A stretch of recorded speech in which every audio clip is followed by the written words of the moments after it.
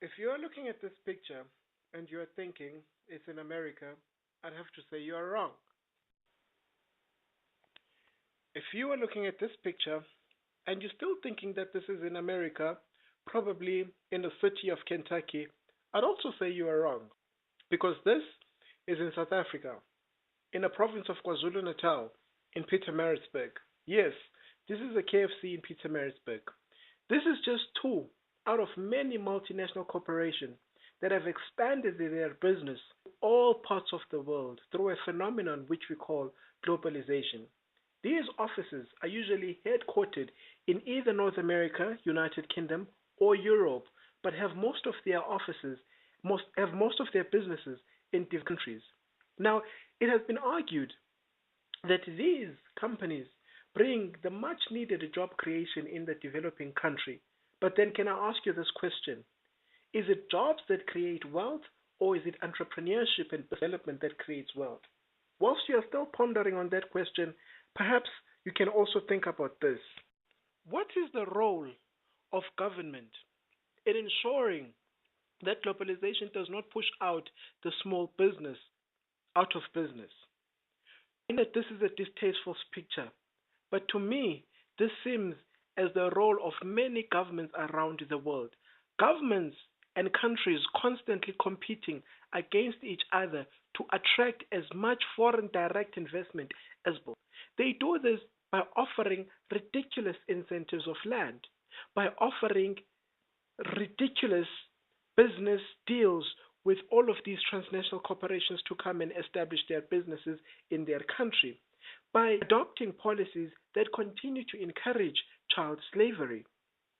To me, it would seem as if the voice of government across the world has been silenced. It has been silenced by being taped on the mouth either by you, a pound, or a dollar. When Kofi Annan said the following words, he was right. Sad reality indeed. Hi, my name is Aphelele Zithutha, a young and upcoming businessman from South Africa. The following clips that I've shown you were just a general overview of globalization. But for the purpose of our discussion, I think it's important for us to look at what globalization is.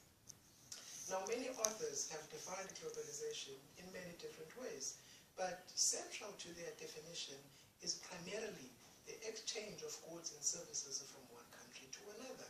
Globalization primarily is the trade of goods, services, and capital between one country to another.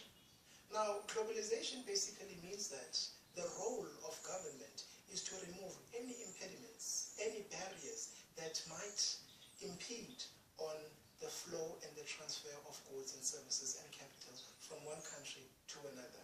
Now that we have a common understanding of what globalization is, perhaps it is imperative for us to look at what are the drivers of globalization.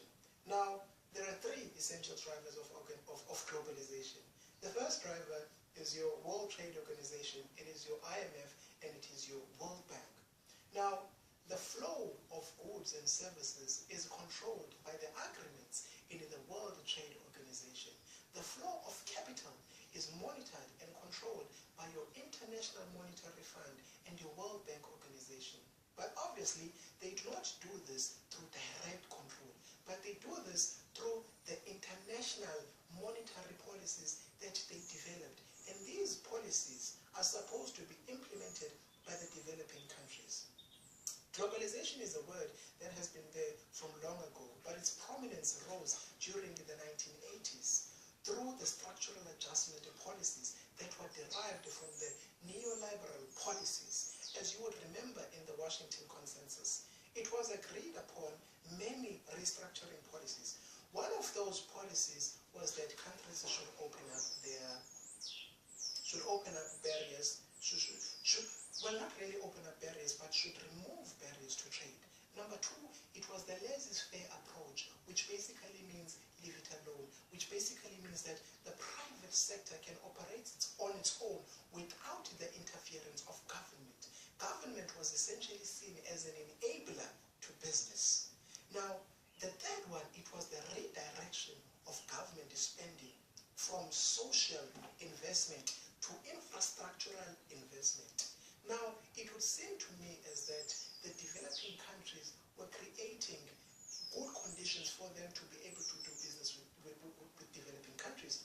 Because if you are giving me a loan and you are giving me a condition that I should invest a lot of money on infrastructure, it would seem to me that you are creating a condition whereby it is easier for you to trade with me. Because if my infrastructure is not developed, it becomes expensive for you to trade and to do business with that particular country.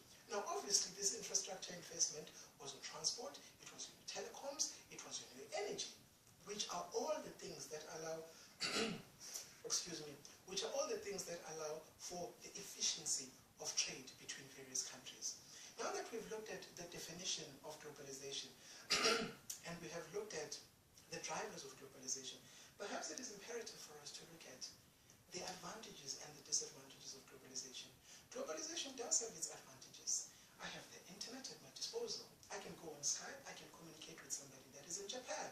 I've got the telephone at my disposal. I can do business just by picking up the phone and calling somebody that is in India.